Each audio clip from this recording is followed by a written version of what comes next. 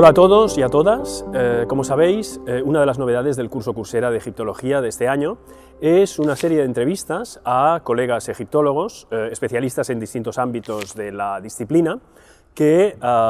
permitirán ilustrar cada una de las 8 lecciones de que se compone el curso. Hoy tengo el placer de presentaros al profesor Marcelo Campaño, que es profesor de la Cátedra de Historia Antigua Oriental de la Universidad de Buenos Aires, además de investigador del CONICET, que es el Centro Nacional de Investigaciones Científicas y Técnicas de Argentina. Además, el profesor Campaño es docente de nuestro máster en Egiptología de la Universidad Autónoma de Barcelona. El profesor Campaño está especializado en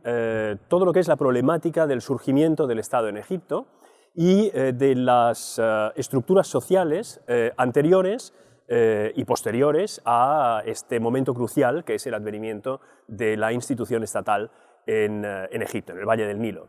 Puesto que la egiptología es una disciplina muy amplia, que admite distintas aproximaciones, la primera pregunta que le formularía al profesor Campaño tiene que ver precisamente con esto. Hay egiptólogos que se acercan al mundo del antiguo Egipto fascinados por el propio Egipto, por la propia civilización faraónica. Hay otros, en cambio, que se acercan desde otros intereses, como pueden ser intereses más lingüísticos o sociológicos.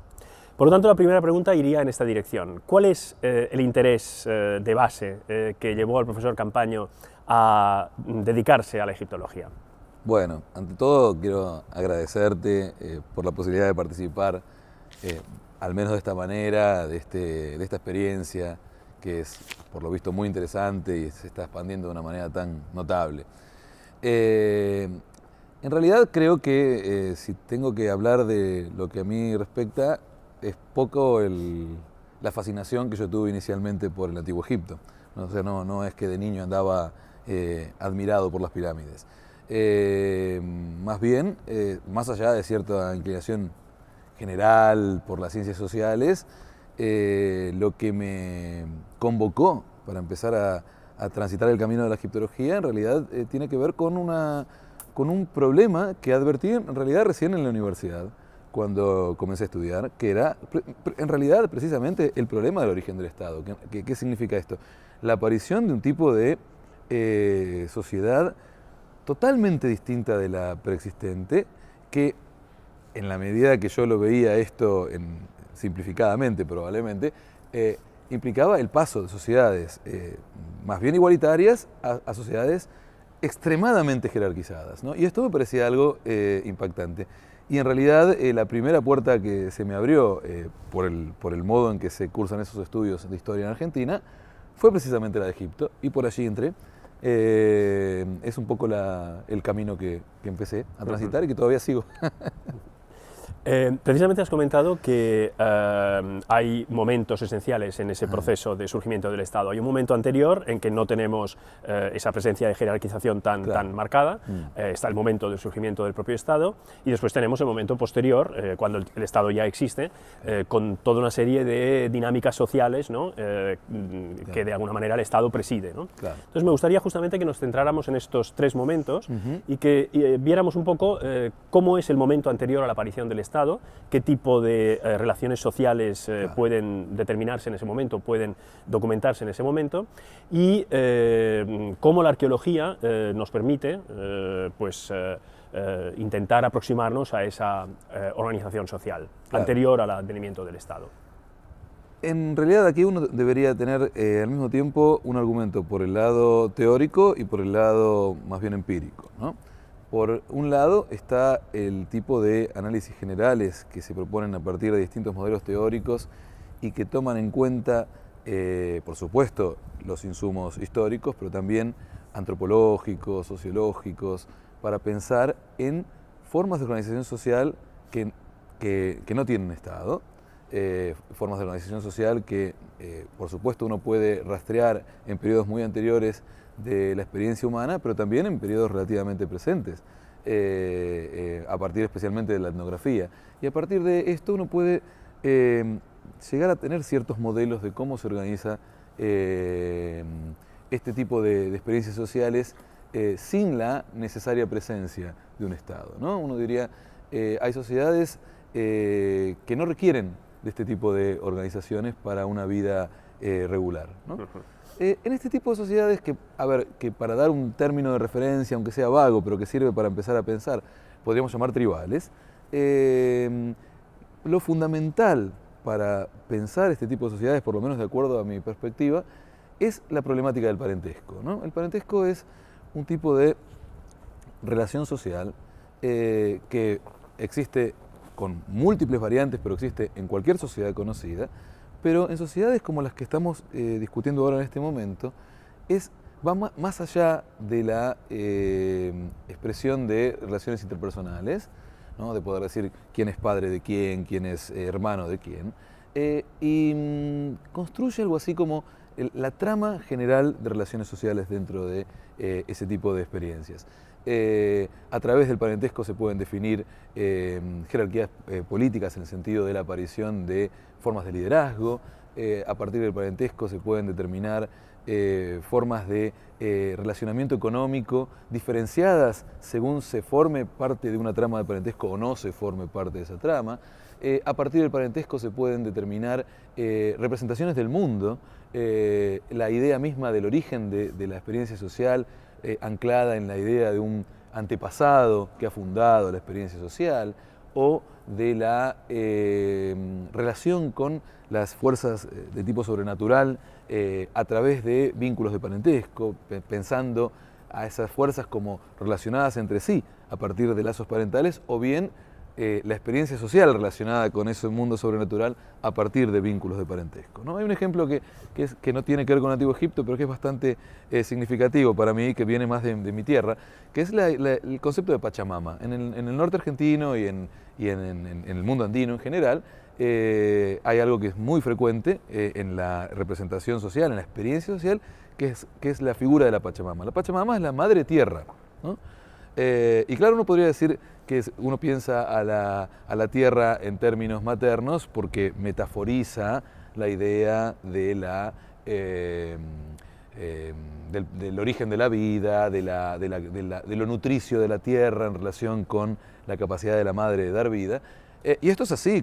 es precisamente esto, pero lo que es interesante es que se piensa la tierra en términos de madre, ¿no? Es decir, que se simboliza la experiencia con el mundo a partir de un tipo de experiencias que corresponden al ámbito del parentesco, ¿no? Esta cuestión para mí es muy importante porque me parece que es el tipo de lógica social general que organiza la experiencia de aquellos que viven en este tipo de sociedades. Ahora, ¿cómo relacionar esto con el Valle del Nilo preestatal? Aquí es donde entra en juego fuertemente la cuestión de la arqueología, ¿no? La arqueología aporta una serie de indicadores que, si bien son fragmentarios, por el hecho mismo de corresponder a unos tiempos tan lejanos y al mismo tiempo por el hecho de que buena parte de la huella que ese tipo de sociedades pudo haber dejado en el Valle del Nilo ha quedado borrada por la misma vida social en el Valle del Nilo y por las condiciones ecológicas que hacen que en las cercanías del río las evidencias no han permanecido de la misma manera que en las periferias desérticas. Pero a pesar de todas estas condiciones, uno puede encontrar una serie de testimonios de estos periodos predinásticos que nos permiten pensar en esa vida social. La principal fuente de testimonios procede de las prácticas funerarias, ¿no? Uno tiene allí no solamente el hecho de que ante la recurrente presencia secuenciada en el espacio de cementerios, uno puede pensar la existencia de organizaciones sociales en relación directa con esos cementerios, sino también que lo que aparece en ese tipo de prácticas funerarias permite inferir, por ejemplo, patrones de subsistencia, porque encontramos allí semillas de plantas cultivables, o porque encontramos huesos de animales domésticos. Permite también entender parte del mundo simbólico de estas sociedades, tanto por lo que al mundo funerario mismo corresponde, como por el hecho de que la iconografía de los objetos que muchas veces se colocan en esos ajuares funerarios nos informan sobre la vida de la sociedad, nos permiten ver personajes destacados que uno podría suponer en un rol de liderazgo en ese tipo de comunidades, nos permiten ver escenas de caza, de danza, en fin, rituales que seguramente constituyan parte de la vida comunal y que permiten ser leídas a partir de la percepción de, que nos proporciona este otro tipo de background más antropológico para pensar este tipo de sociedades. Uno diría, lo que uno puede pensar que existe como fenómeno regular de organización social en el periodo predinástico corresponde a un universo aldeano, ¿no? A formas de organización social que se limitan a pequeños grupos organizados seguramente a partir de dinámicas compatibles con esto que llamo la lógica del parentesco y formando un tipo de comunidades en las que pueden existir ciertas formas de liderazgo, ciertas formas de lazo social que no implica que todo el mundo sea idéntico a sí mismo, pero que sí existe un tipo de dinámica relativamente paritaria, donde el parentesco precisamente establece un tipo de jerarquizaciones inherentes a la propia forma del parentesco, como de hecho una relación entre un padre y un hijo es también una relación jerárquica inherente al orden del parentesco, pero donde no se verifica ninguna de las características específicas de lo estatal, y particularmente una que creo que es central, que es el hecho de que no existe en las sociedades no estatales, como las que aparecen en el Valle del Nilo, pero como las que aparecen en cualquier otro tipo de experiencia no estatal, no existe, digo, la instancia de lo que Max Weber, el sociólogo alemán, diría el monopolio legítimo de la coerción. No existe en este tipo de sociedades un personaje que pueda imponer su voluntad al resto de la sociedad por el hecho de disponer de los medios coercitivos para poder garantizar que su voluntad sea cumplida, aun cuando esa voluntad no fuera del agrado, por así decir, del resto de la comunidad. Los líderes de las sociedades comunales son líderes que funcionan en relación con el consenso, que las cosas que pueden llegar a proponer a la comunidad pueden llegar a ser realizadas en tanto y en cuanto la comunidad considere que eso es razonable para el esfuerzo de la propia comunidad. Dicho de otra manera, esos jefes no son poderosos, sino prestigiosos. Ocupan un lugar que es importante desde el punto de vista de la dinámica de esas sociedades. Muchas veces el jefe simboliza a la sociedad y sin embargo no implica esto que el jefe pueda imponer su voluntad a los demás. Este punto para mí es muy importante porque creo que es el punto crítico para diferenciar una forma de liderazgo en una sociedad comunal de lo que luego pasa cuando tenemos dinámicas de tipo estatal. Retomando precisamente esto que acabas de comentar, hay un aspecto central en tus planteamientos teóricos, que es el problema de la crítica al evolucionismo. Es decir, esa idea según la cual, contrariamente a lo que se suele decir, ¿no?, en estas sociedades comunales, en estas sociedades que se rigen por la lógica del parentesco, no está en germen lo que después será el Estado, ¿no? Esto quiere decir que entre estas sociedades y el advenimiento del Estado hay una ruptura. Pues me gustaría que habláramos un poco de esta ruptura, en qué consiste esta ruptura y cuáles son los factores o los condicionantes que determinan que esta ruptura sea posible. Es decir, por qué, siendo paradójico que pueda aparecer el Estado a partir de una sociedad comunal, ese Estado en algunos lugares acaba apareciendo. Sí, esto es muy importante porque precisamente la mirada promedio me refiero al campo académico incluso, y especialmente a las ideas espontáneas que cualquier habitante de nuestra cultura puede tener sobre estas cuestiones, tiende a suponer que las cosas se desarrollan lentamente, que poco a poco todo sucede y todo va floreciendo, en un tipo de metáfora tomada de la biología, que es el gran arsenal de recursos metafóricos que ha utilizado siempre el evolucionismo. El problema con este tipo de cuestiones, más allá del sesgo profundamente etnocéntrico que toda la doctrina evolucionista tiene, porque siempre se produce un tipo de etapas ascendentes que conducen a nuestra propia experiencia social, más allá de esta crítica de tipo más política, si se quiere, está el hecho de que esa idea de que las cosas avanzan siempre de formas embrionarias a plenas, y que por tanto las etapas anteriores siempre portan de una manera de pequeña escala aquello que surge luego en la siguiente, tiende a impedir ver las características específicas de las novedades cualitativas que pueden haber en estos cambios sociales que estamos tratando de considerar, y en particular la cuestión de ignorar respecto del surgimiento del Estado esto que mencionábamos recién, el hecho de que las jefaturas de las sociedades no estatales no tienden a ser figuras de Estado en pequeña escala, sino a formas muy diferentes de liderazgo. En este punto, mi percepción es que, efectivamente, tú mencionabas el hecho de que esto en algún sentido tiene un aspecto paradójico, porque si las sociedades no estatales carecen de las figuras de liderazgo que ejercen poder, y el poder en algún sentido emerge, ¿cómo es que emerge este tipo de poder que es en principio cualitativamente diverso respecto de lo que existe con anterioridad? Y aquí creo que precisamente lo que hay que tratar de tomar en cuenta es que si el parentesco como forma de organización social tiende a generar este tipo de figuras de liderazgo que no constituyen un camino hacia la estatalidad, antes que ver, como el evolucionismo en general hace, antes que esperar que el jefe poco a poco se transforme en un rey, digámoslo así, me parece que es más interesante tratar de investigar aquellos espacios dentro de ese mundo predinástico que no están regidos por esa misma lógica del parentesco. En este sentido me parece que vale la pena pensar en distintos contextos en donde el parentesco no domina y tratar de rastrear allí las eventuales condiciones para la aparición de un tipo de relaciones sociales distintas a las que el parentesco regula dentro de los ámbitos comunales, ¿no? Porque el parentesco, a diferencia de otro tipo de lógicas sociales, tiende a generar espacios relativamente acotados, ¿no? Relativamente autocontenidos. En principio porque el régimen demográfico de este tipo de sociedades no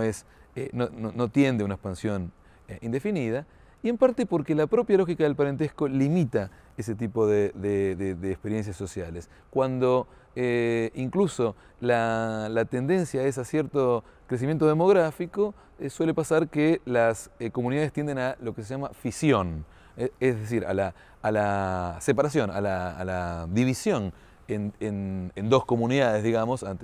donde antes había uno, pero no tiende a un crecimiento indefinido en términos de experiencias sociales de decenas de miles y luego de cientos de miles y luego de millones de habitantes que viven juntos. Entonces, ese carácter autocontenido de la experiencia social que regula el parentesco permite pensar en el afuera de ese espacio autocontenido. A mí me parece que hay que pensar allí básicamente la cuestión del origen de lo estatal. Cuando te refieres al afuera, me imagino que te refieres a lo que en tus trabajos llamas espacios intersticiales, ¿no? Precisamente podríamos ahora comentar un poco cuáles son esos espacios, qué los caracteriza y cómo a partir de esos espacios puede aparecer el Estado. Claro, yo suelo referir a ese afuera del parentesco, afuera de la lógica social que el parentesco instala, en términos de intersticios. ¿Por qué? Porque me parece que uno tiene que tomar en cuenta que en los tiempos de dominio de la lógica del parentesco, cada grupo aldeano, por ejemplo, se constituye en términos de un espacio parental, por así decir, un espacio organizado por la lógica del parentesco, cada uno de ellos, pero lo que no hay es una relación de parentesco que enlace a todos los grupos de parentesco en una sola entidad social, ¿no? Esa entidad social eventualmente va a ser el Estado. Entonces me parece que es allí donde uno puede tratar de pensar esta cuestión de la aparición de lo estatal. Para hablar de la cuestión de los intersticios, en realidad creo que vale la pena hacerlo en un recorrido que tiene que ver con la secuencia en que he pensado esta cuestión, porque efectivamente cuando pensé inicialmente este temario, ya hace unos cuantos años atrás, el principal contexto que se me reveló como propicio para generar relaciones sociales distintas de las del parentesco y que eventualmente, bajo condiciones específicas, pudieran ser duraderas, tenía que ver con la cuestión de la guerra, ¿no? Porque la guerra moviliza la coerción, la guerra implica en la relación entre un bando y otro una acción coercitiva de uno sobre el otro, y eventualmente, en el momento que un grupo vence a otro, tiene la posibilidad de imponerle decisiones a ese otro grupo respecto del cual no hay relaciones de parentesco preexistentes, ¿no? Claro, no toda guerra tiene que ver con lo estatal y se requiere un tipo de guerras que los antropólogos en general han discutido con suficiencia, que es la cuestión de las llamadas guerras de conquista, es decir, la necesidad de que como resultado de la guerra no se produzca simplemente el saqueo de una comunidad y el repliegue de los vencedores, sino que los vencedores decidan mantener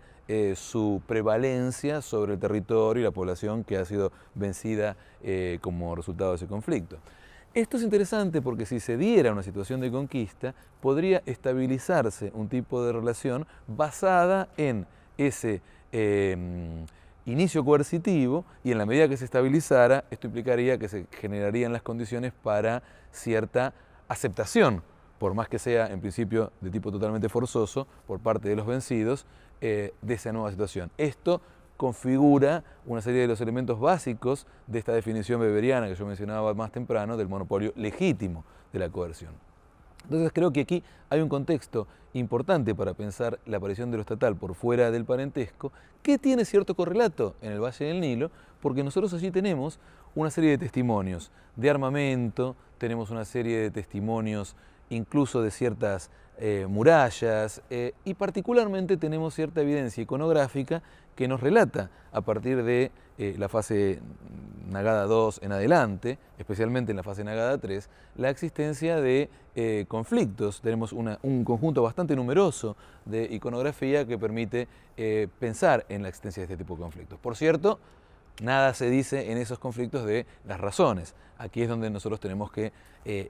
apelar al dispositivo teórico para tratar de pensar en qué contexto ese tipo de guerras de conquista pudo tener lugar. Pero aquí tenemos, me parece, una primera posibilidad de pensar en esta cuestión de lo intersticial. Pero a posteriori de haber pensado esa circunstancia, que quizá era la más sencilla de pensar desde el punto de vista de una relación entre comunidades, se me fueron revelando, particularmente por el trabajo con otro tipo de situaciones en las que también surge lo estatal en contextos distintos, por ejemplo en Mesopotamia, por ejemplo en el mundo precolombino, en que empecé a pensar, digo, que el fenómeno urbano, que es un fenómeno casi permanentemente visible en los contextos de aparición del Estado, no por nada Gordon Childe, el arqueólogo ya clásico, hablaba de estos procesos en términos de revolución urbana. En estos contextos, digo, de origen de lo estatal, hay en general procesos de nucleamiento poblacional muy vertiginosos. Poblamientos,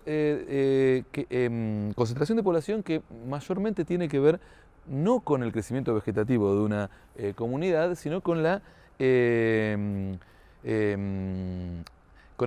convergencia de población procedente de distintos espacios, de distintas regiones.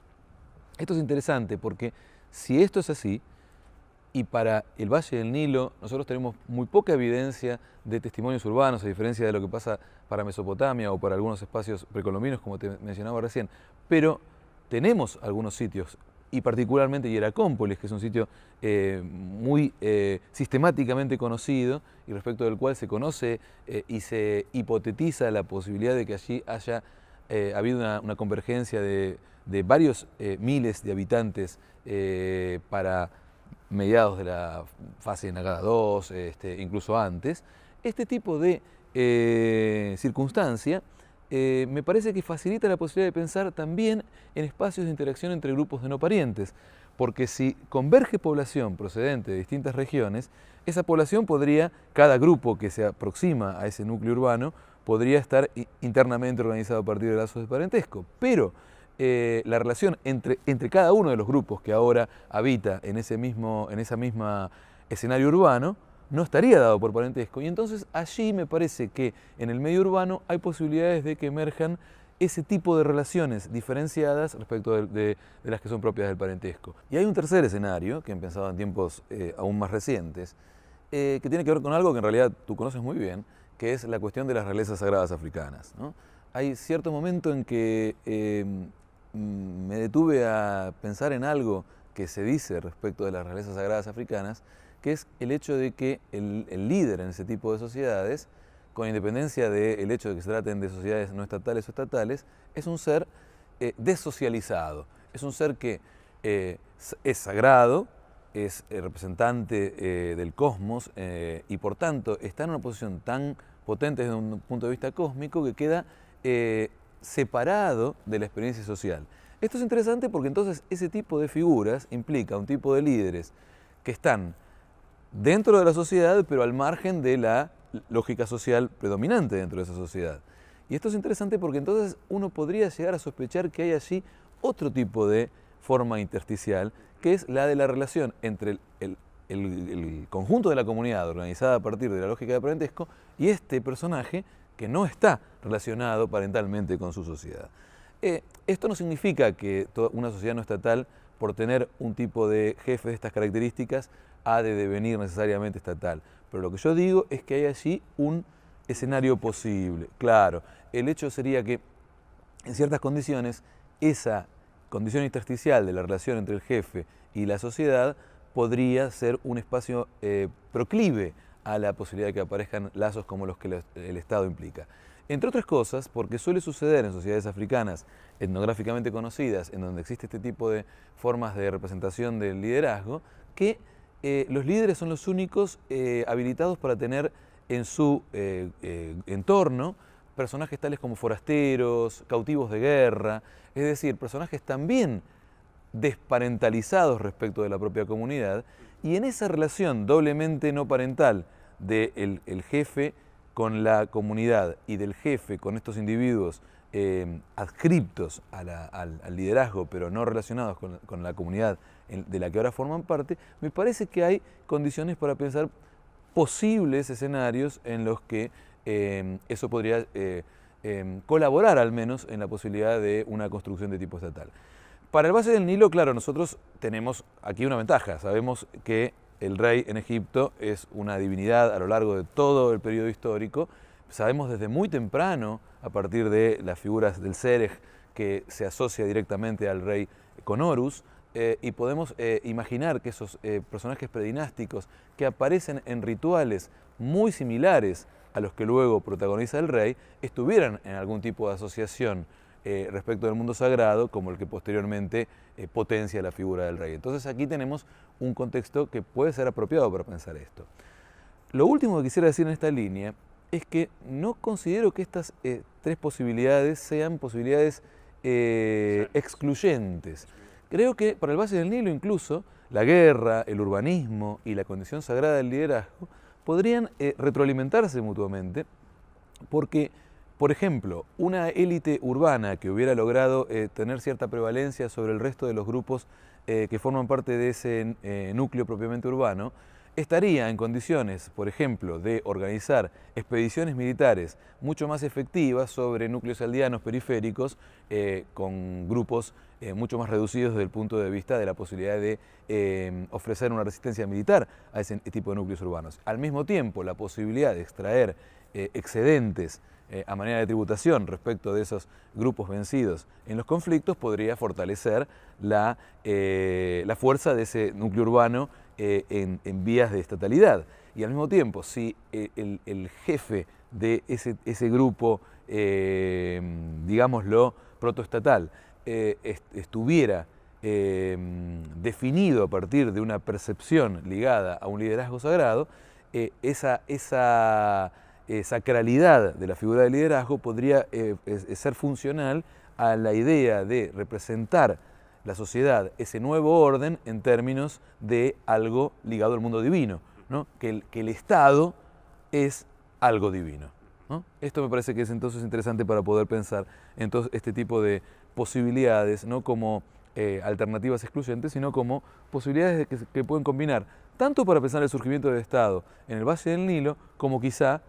probablemente incorporando otras formas intersticiales, quizá descartando alguna otra, para pensar este problema en otros contextos en los que aparece también el Estado. Bien, pues muchas gracias, Marcelo, por esta entrevista. Ha sido un placer charlar contigo una vez más, como siempre. Y a vosotros comentaros que, como veis, hemos estado charlando sobre el surgimiento del Estado en Egipto, en el Valle del Nilo, desde una perspectiva fundamentalmente teórica, pero ilustrando también ese proceso a partir de la documentación arqueológica de que disponemos. Hemos estado hablando de comunidades aldeanas, hemos hablado de ruptura, hemos hablado de monopolio legítimo de la coerción, hemos hablado de guerra, hemos hablado de realeza sagrada, hemos hablado de urbanismo, de hieracómpolis. Ahora lo interesante sería que pudierais volver a ver los vídeos de esta primera lección sobre la base de todo esto que se ha comentado aquí y relacionar los datos que os damos en esos vídeos con este aparato teórico que Marcelo Campaño nos ha sintetizado en esta entrevista. Esto os permitirá a vosotros mismos llegar a vuestras propias conclusiones y sacar todo el provecho de todo lo que son los contenidos de esta primera lección. Os esperamos en la próxima entrevista.